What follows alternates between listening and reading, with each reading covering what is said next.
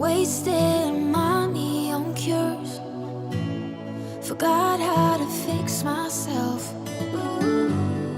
They say that time is free.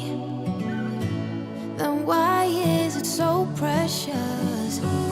Oh, I'll say memories in my head, like Polaroids on walls. They remind you to look ahead. Time is running out.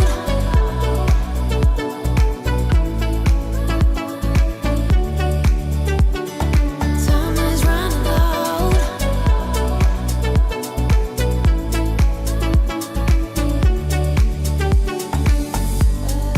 Lately I've lost my track.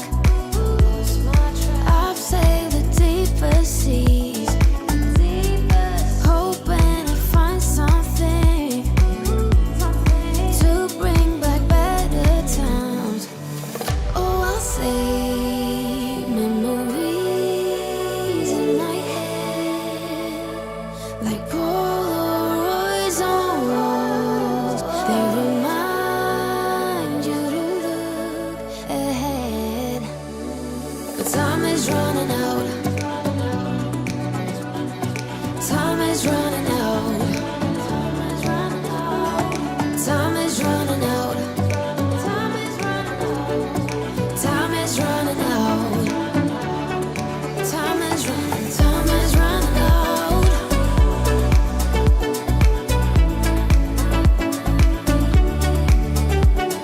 But time is running out.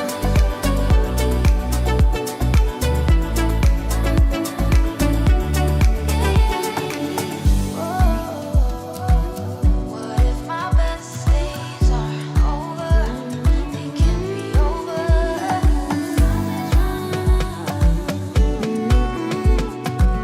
They can't be over now. Time is running out. What if my best days are over? They can't be over now. Time is running out.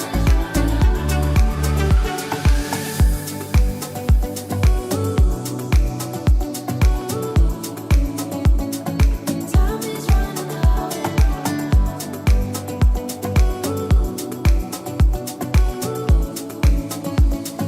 Time is running out. Hi there, welcome on a Bank Holiday Monday with 7 days left until paper one. It's the first of two revision sessions today. We have a session on 5 tricky topics, and then in an hour's time we get reset and we have a session on evaluation skills with 4 mini case studies and some examples of how to really build super evaluation phrases into your answer. Now, we have hundreds of students live today, many of whom will be here for the first time on our live streams. If you are, subscribe to the channel and then you can post your answers to our questions in the chat window. We have an amazing group of students, incredibly talented, committed students, and they post amazing, brilliant answers in the chat window, and we do our best to pick out some of the top contributions and showcase them on the screen. Before we get cracking with today's session, those of you who need some sort of study guides, very compact, concise, focused study guides, we have our study books for AQA and EdXL. Now, the office team are away today because it's bank holiday, but we're back in tomorrow morning. So if you need a study guide to supplement revision, you can order them on the website. And anything ordered before 2 p.m. gets next day delivery via DPD, a good example of the contestable courier market. Well, it was great to meet people last week at the Grade Booster course, and I can recognise some names and faces in the live chat already. I've chosen 5 tricky topics that require a particular type of diagram, especially to get those higher marks. Satisficing, collusion, price discrimination, and then monopsony with a minimum wage. Now, I'll make it really clear as we go through which diagrams you need for specific exam boards. So, I'm sure there'll be questions in the chat. Is this for AQA? Is this for OCR? Etc. Look, we'll make it really clear as we go through. Great stuff. Let's make a start. So satisficing is something that's not often taught particularly conscientiously, I suppose, very well. A lot of students are a bit flaky on this. So firms don't always maximize profit. In fact, there's a case for saying no firms are really pure profit maximizers. Satisficing is about sufficient and satisfactory returns, an acceptable threshold. I suppose you could almost say that firms are profit seeking rather than profit maximizing. And it's linked closely, I'm sure you've revised this, with the separation of ownership and control in large businesses, the so-called principal agent problem. Now, satisficing is a really good idea to use. It's a tricky topic, and it does contrast with traditional neoclassical economics, which assumes as a default profit maximization. So let's have a quick look at satisficing. Over to you on the 1 minute challenge. Can you give me maybe 2 reasons why businesses might choose to satisfice over maximizing profits? Over to you. So the key here is to think about conditionality.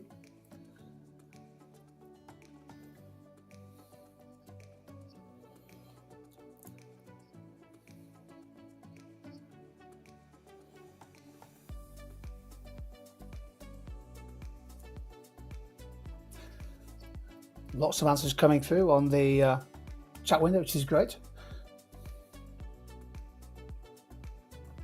2 reasons why businesses are often satisficers. Now we're looking for technical terms here.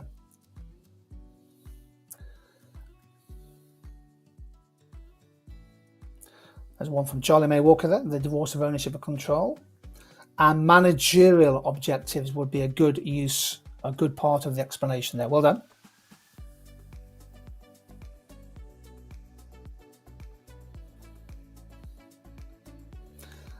Matt Harrison linking it to desire to prevent the entry of firms often. So Matt there is hinting that satisficing could be linked to limit pricing, which is a really good point to make.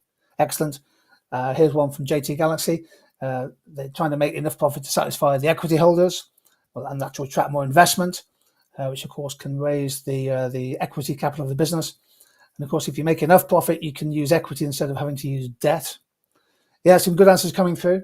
Thanks to everybody contributing there. To minimize conflict between principals and agents who have different business objectives, to ensure a healthy work-life balance for owners. Particularly, I think there with owner-managed businesses, or sometimes called lifestyle businesses. Yeah, great stuff. Here are my 2 points. I was looking for bounded rationality to come into play. So the reality is, day to day, most firms do not have enough data information to calculate the true profit maximizing strategy. This is true, by the way, for multiple firms that provide multiple products in multiple markets. So bounded rationality, Hubert Simon's idea, and he also came up with the idea of satisficing, is that businesses tend to fall back on heuristics, rules of thumb. So cost plus pricing, for example, or whatever it is, maximize sales, achieve profits of between 3 and 5%. Most firms are boundedly rational. Now, that can change in the world of algorithmic pricing and dynamic pricing. Firms have access to more information in real time, but a lot of businesses still operate on that kind of bounded rational process. And of course, the other key point I was looking for is separation of ownership and control. Shareholders own the firm, but managers run it, and they might have slightly different goals to equity holders, unless of course you manage to align the interests of shareholders and managers. Moving on. So here's the diagram for satisficing. For each of these mini topics, by the way, we're just going to have a quick look at the diagrams. So there's your usual profit maximizing price and output, P1, Q1, where marginal cost meets marginal revenue. Now there is no unique satisficing price. The next slide shows that shows the cost per unit, so you can show the total profits. And building the slide one more time, it could be the case that you decide to price at marginal cost. Now you can still make some profit, as we see here. The cost is pretty much the same. Output goes up to Q2, but you're sacrificing some profits on the altar of increased market share, for example. Now the key thing here is the point to note is there's no unique satisficing price and output. It just depends on the relative needs, objectives of managers and shareholders, and crucially, whether or not firms are willing and able to just move away from profit maximization for different reasons. Next question over to the group. Can you give me 2 effects of satisficing on efficiency and welfare? Over to you.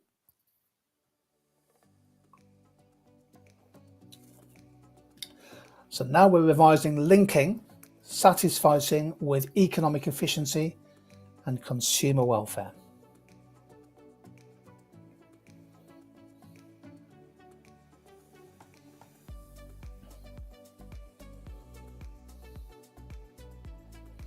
Just while these answers are coming through, there's Sophia's answer. If they choose to operate a price equals marginal cost, it will maximise the social welfare. Correct.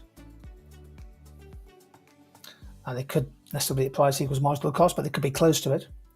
There's Mia's point. It improves allocative efficiency as the price is closer to marginal cost. Excellent point. Fern comes in with a lovely point about potential loss of dynamic efficiency as supernormal profits are lowered. Excellent point. And Ruby, if the market price can be allocatively efficient but can still have normal profit for dynamic efficiency, which can reduce prices. Yeah, so it's that trade-off, isn't it? It's that balance, that sweet spot between making enough money to fund investment and R&D, but keeping prices low enough to be competitive, for example, against rivals. So some great answers coming through. It looks like the group has a very good feeling for this. So I've gone for dynamic and allocative efficiency. So in theory, if you lower the price, you move down the demand curve, price is closer to marginal cost. So there should be an increase in consumer surplus. You don't necessarily have to be at marginal cost, but it just depends on the balance between revenue and cost. And the other one is dynamic efficiency. So you're sacrificing some profits so that perhaps reduces the funds available to finance R&D. So there might be more limited. The quality of goods and services might not improve quite as much over time. By the way, you notice in my discussion here, I'm using hedging words: might, could. All of these things are open to doubt and question. Okay, well done, everybody. Great start. Here's the diagram. So there's the satisficing price and output. My little exam tip is always draw your demand curve, if you can, to the y-axis. It's not always possible. You can see what I've done here, and then I've labeled key points. I think if we build the slide, you should, sorry, go back a slide, please, Jim. You should show there that at the lower price P2, consumer surplus goes up to ACP2. So satisficing can lead to an increase in consumer surplus. The price is closer to marginal cost. That's the kind of diagram we're looking for on the 12th of May, if you're taking your paper 1. Second tricky topic is collusion. Now, collusion appears on the spec for all boards, and it's all about price cartels, price fixing, and it's all tied in with the costs and benefits of oligopoly. Collusion, of course, can happen in different ways. Price collusion, price fixing. The main aim here is to maximize joint profits by fixing a price above the normal competitive equilibrium. Members of a cartel acting as if they were a monopoly to maximize collective producer surplus, if you like. Collusion also is designed to avoid destructive price wars. So those of you who revised your game theory, where you get locked into a low price war, that leads to lower profits. And also collusion can be used to deter new competitors. So the members of a cartel agree to maintain high prices, but also threaten collectively to lower their prices if a new entrant appears. So that threat, that credible threat, is a way of sort of imposing limit pricing. Game theory is needed certainly for Edexcel. AQA doesn't really mention game theory in the spec, but you'd expect all students to be aware of something called the prisoner's dilemma, and in particular the motivation for collusion and the circumstances in which collusion breaks down. Okay, so moving on.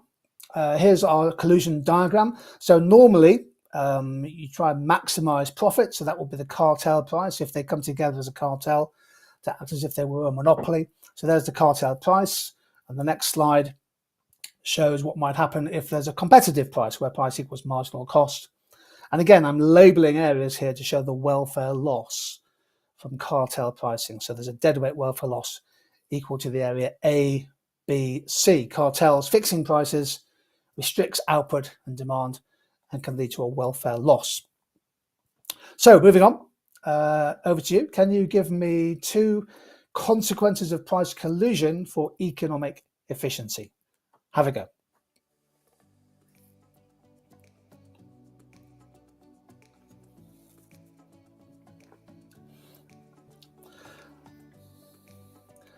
So let's say you get a question on the economic effects of cartel behavior in an oligopoly. You would look to be bringing into your answer economic efficiency. So Phoebe links it to the loss of allocative efficiency, which is good. Well done. Mahal talking about the loss of consumer surplus. Yeah. And again, hinting that higher prices reduces or restricts affordability for certain groups. As we mentioned in Grade Booster, if you can bring in efficiency into a 15-mark explain question with AQA or a 25-mark evaluation question at Excel, you are always going to be in better shape. Loads of answers.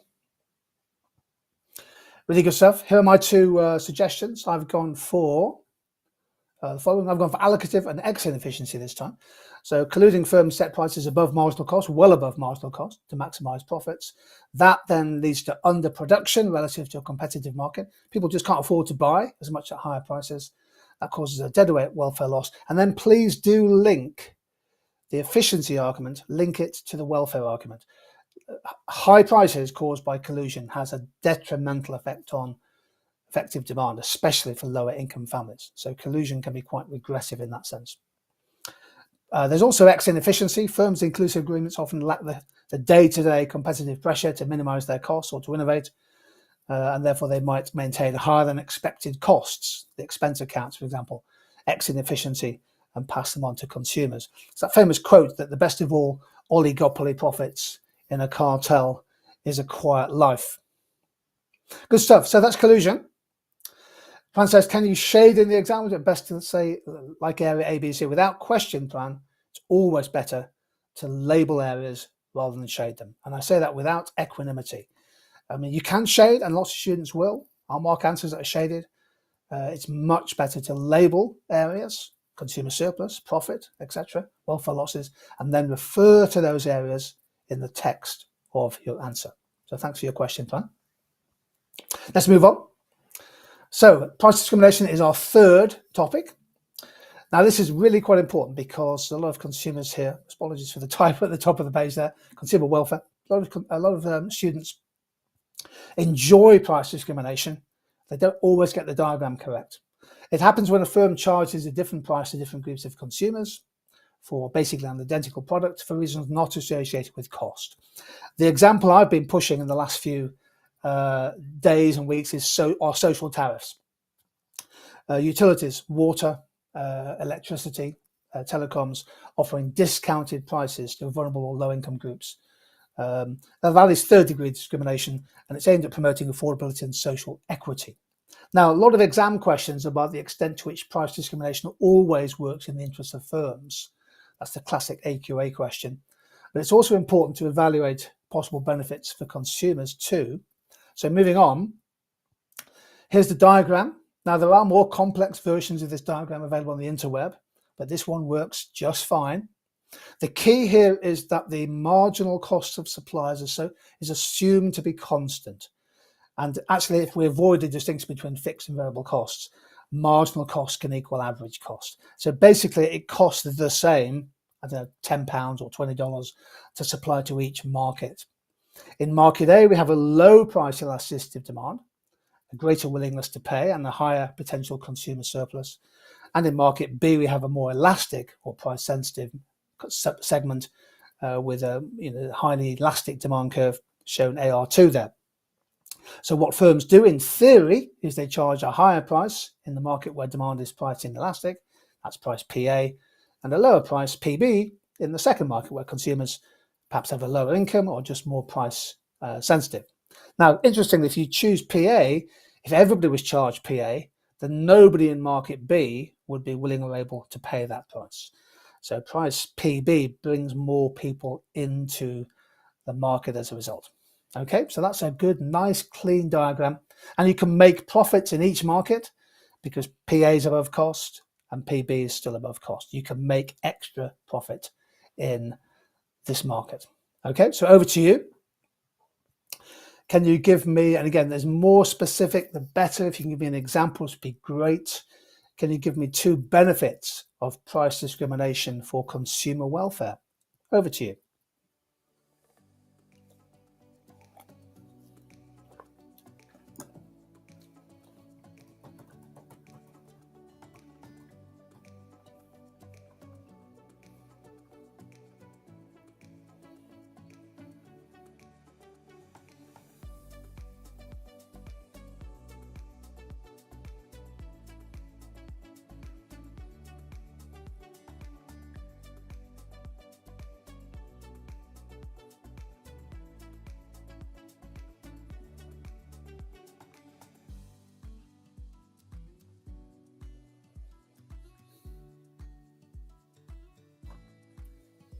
Yeah, nice point there about cross-subsidization.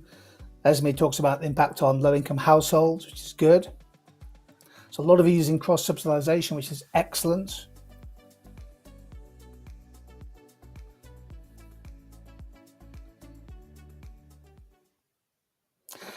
Okay, excellent. Some really good answers coming through. Yeah, increased access to goods and services. It reduces congestion in public goods, for example.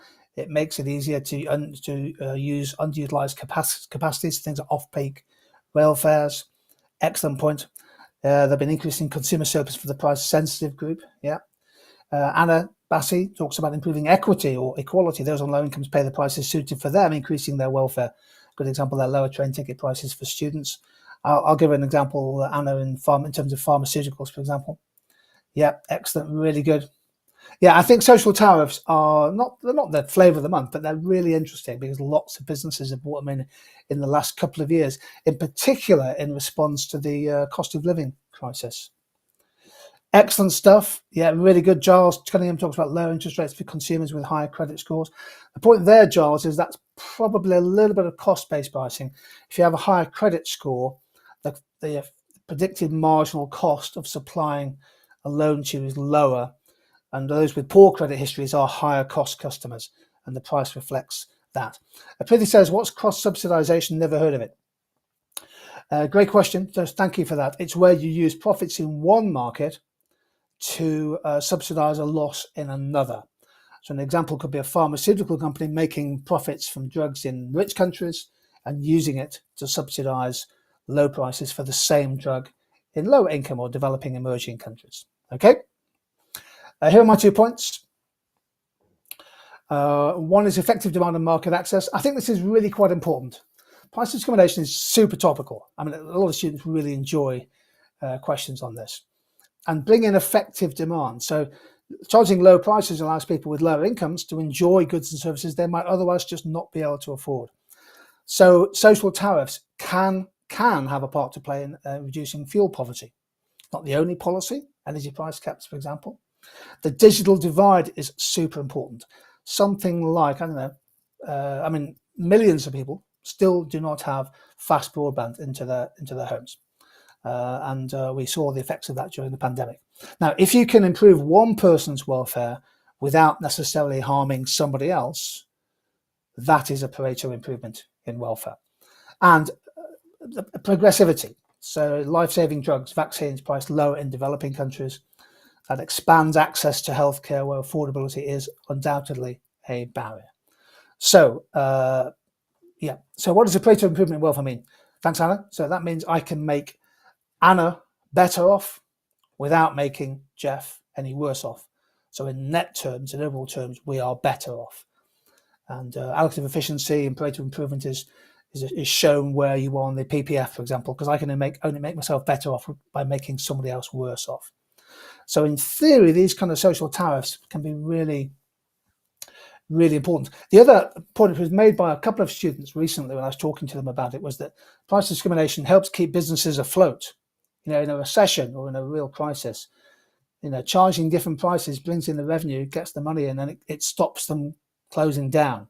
So there's consequences for jobs, and that has social benefits as well. So price discrimination is super important, and I would build that into your revision on monopoly more generally, business pricing, and the economic and the social costs and benefits. Prithvi says, I'm learning new terminology today. Social tariff. Social tariff is a form of price discrimination where, for example, EE would charge a lower price for somebody's broadband for a family on universal credit than I pay EE for my broadband. Now, you have to segment the market. The speed of the broadband might be a little slower, for example. It's a baseline product. But I have no problem whatsoever with social tariffs. I think they're an important business response to the cost of living crisis. And it's very impressive that businesses can do it, because these are highly profitable businesses. They're not going to go out of business by doing this, but it's quite an important idea. Okay, let's finish off then by looking at monopsony. Now, health warning. You all need to know what monopsony is, all of you. AQA in particular require the monopsony diagram, and we're going to walk through that together. It's a tricky one. Edexcel students, you don't need the monopsony labour market diagram, but if you've been taught it, I would recommend you use it. So if you want to challenge yourself and stay with me on this one. Would I use it? Yes. In an Edexcel essay. Would I credit it as an examiner? Yes. But are you penalised if you don't use it? No. So monopsony, where you have a single employer, or you could have an oligopsony, a few dominant employers, and they have significant control over wages and employment. The really key point, if you've got your monopsony revision notes out at the moment, is that monopsony is all about asymmetry, and asymmetry this time of bargaining power between the employer and the employee. And in theory, a monopsonist can pay less than the competitive wage, because workers have few alternatives. You could be Big Printing Works is the only major employer in town, or Steelworks. Now, the really important point is that with monopsony, that in theory, the gap between profits and worker earnings can go up. And low wages, which is often a feature of monopsonistic labour markets, can increase the risk of working poverty. Now, working poverty is where people are in work, they have a job, often more than one job, but they still don't earn enough to climb above the relative poverty line of 60% of median incomes. So Vivek says, Geoff, a message from Vivek. Draw the monopsony diagram, buddy. Vivek, you asked for it. Here it is. So now, again, health warning. If you're AQA, you've got to stick with me. If you're Edexcel, stick with me, because it's really interesting. The monopsony labour market diagram, downward sloping labour demand curve. As wages go down, firms employ more people. Built out of diminishing returns to labour. It's built on the idea of marginal revenue product, which is the revenue from selling the output of the next worker employed. Now, the labour supply curve is the cost per worker of employing people. That's average cost of labour. The marginal cost lies above ACL, because to get extra workers, you have to bid the wage up, and therefore everybody gets the higher wage. And then you'll know, if you know your theory of the firm, that when average cost is rising, marginal cost must be above average cost. So that's why that gap's getting bigger. Now, in theory, a profit maximizing employer, of course they could be satisficing, will employ people up to the point where marginal revenue product of labour equals marginal cost of labour at employment level E1.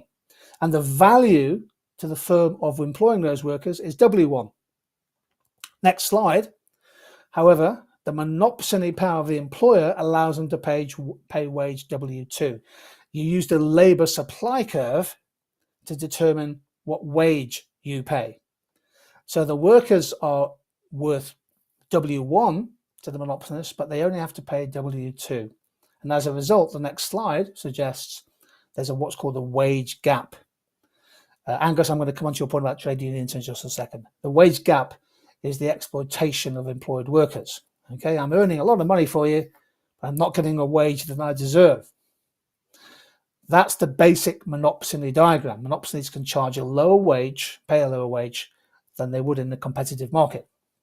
Now, over to you on this one. Can you give me two ways, and the explanation is really key, in which the monopsony power of employers might be addressed or curtailed or rebalanced? Over to you. 1 minute.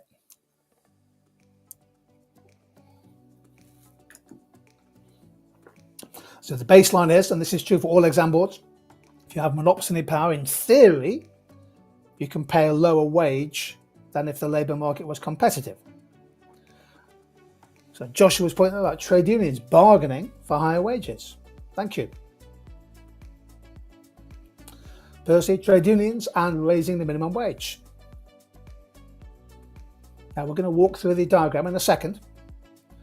Yep, Freddie Chapman concurs there. Increase in national minimum wage or TU strength, brackets union density. And I'm sure Freddie will have some stats to hand on union density in certain occupations. Lots of great points coming through here. Ollie Hodgson talks about strengthening unions gives workers collective bargaining power. Really good. Not just wages there from Ollie, but also better conditions. Really good. Keep an eye on the chat window, everybody, as the answers flow through. JT Galaxy, one of our great contributors. Trade unions may use their bargaining power to convince monopsonists to raise their wages. A collective strike of train workers. Yeah, that it may be the case, by the way, JT, that you can use a bit of game theory there, that the firm and the employees recognise the mutual gains from something like a productivity-related pay agreement. If you can raise productivity by 5%, we'll raise pay by 6%. Dan B says trade liberalisation. Opening up and encouraging more FDI could create more competition for domestic monopsonists, which means they have to start to compete for workers, pushing wages up. That is a fantastic point, Dan, linking macro with micro. Deregulation of the industry from Thanish here decreases concentration of the market where employers lie, decreases the monopsony power of firms. So opening up markets, yeah, to competition, particularly if you get some competing employers in the region. Great stuff. Freddie Crouchman talks about minimum wage and, okay, really good stuff. My 2 points, I've gone for minimum wage and unions. By the way, in the exam, don't reinvent the wheel. Just go for the solid points. The solid points get you the marks. Okay. A legally enforced wage floor, preventing monopsonist employers from paying below a certain level. That reduces wage suppression, which is monopsony, and improves earnings without major job losses when set appropriately. So it does depend on the wage elasticity of demand for labour. And giving unions legal powers. This is a big debate in the States at the moment. Giving unions the right to organise and have a collective voice, addressing the asymmetry of bargaining power. It also might be accompanied by things like skilled training and childcare. So a lot of people get trapped in low-wage work. If they have more skills, if they have easier availability childcare, affordable transport, they have more choice about which jobs to take. So again, that in theory reduces monopsony. Mark Sun says, could you say trade unions are a monopoly of labour, Geoff? Yes, if in particular, if they have very high density. Train drivers was mentioned, I think, there that if unions represent a majority of employees in a particular occupation, then they have more power. So Joshua says, what exactly is meant by union density? It's the percentage of workers in the country or in an occupation who are members of a union. At the moment in the UK, it's less than 25% are members of a union. In some industries, some occupations, like farming, for example, it's less than 10%. Okay. Daisy says, are monopolies also monopsonists? Well, Daisy, Amazon has monopoly power and monopsony power. So it might be worth revising Amazon. And Jack says, Jack's right on the cutting edge of the top level revision. What's an economy? Says Jack. Brackets, I'm cooked. I'm sure Jack's in a better position than that. So here's the diagram. So there's our original monopsony diagram. Keep in mind that the employment level was E1. The workers were worth W1 to the firm, but their monopsony power of the employer means they only paid W2. Well, let's look at the minimum wage. Let's bring one in. Obviously, you have to set it above W2. By the way, this diagram is exactly the same for unions. So it could be a union negotiated pay. Just change the words. Now, if that's the legal pay floor, the next slide suggests that becomes the marginal cost of labour up to that point. Thereafter, it diverges again, but essentially the firm employs extra workers at that pay floor. At which point, MCL now meets MRPL at employment level E2, as our next slide shows. So you can show here that a minimum wage set appropriately can actually cause a rise in wage from W2 to the minimum wage and an increase in employment. Now, lots of other things might be changing. There could be shifts in labour supply and demand independent of that, okay? But that is how you show the effect of a minimum wage on a monopsony in the labour market, okay? The supply curve would change beyond the minimum wage. Anything above that pay floor, the marginal cost would now start to rise again above ACL. Great stuff. Just a quick reminder that this is highly topical. This data shows the median full-time gross weekly pay of the lowest paid people in the UK in 2023. So you multiply by, let's say, 50 to get the annual pay. About 16% of jobs, 4.5 million people, were compensated below the real living wage, which is voluntary, last year. As you'll know, I was asking people on Grade Booster, everybody seems to know the minimum wage is now gone up by another 7% to £12.21 per hour. Bash says, why would employment rise if wages rise? Surely costs increase. Well, in theory, yes. But of course, the reality is that if you're paying workers less than what they're worth to the firm, you're just paying them a better wage. You're paying them a fairer, more equitable wage. And efficiency wage theory, by the way, Bash says that if you pay people more, pay people a better wage, they're actually more productive and they add more value to the firm and they hang about for more. They don't move jobs. So you save another cost like hiring and retraining. Cookie says, how about a universal employment benefit for all people, Geoff? Does this resolve the problem of wage monopsony exploitation? It is an approach. It's not on the spec, by the way, Cookie DW, it's not on the spec. But in theory, universal basic income could help address these issues. But it's just one amongst many policies. Okay? Absolutely brilliant stuff. So there we go. We've done 5 tricky topics in 30 minutes. We are taking a little break. We're doing a session on evaluation. I've got 4 mini case studies for you if you want to join us at 2. Anna says, it was great meeting Anna and her friends at the Grade Booster course last week. I'm thinking of making an industry profile. Which industry would you recommend? Great question, Anna. If I was to ask about 3, I would do parcel couriers, I do low-cost gyms, and I do the water industry. But I'm sure there are many more than that. Fantastic stuff. As always, amazing contributions. I think you're in good shape. The answers we're getting coming through are exactly where I'd want you to be. What I try to do in this session is just show you 5 topics with the diagrams to make sure they're there and you can use them for analysis. Okay? Superb stuff. Please do join us in about 25 minutes time for a session on evaluation. I have 4 new mini case studies for you and my top words and phrases for evaluation. So a great chance just to practice evaluation for half an hour or so at 2 o'clock. So for now, thank you for joining in. Stay happy, stay healthy, stay curious, and see you soon.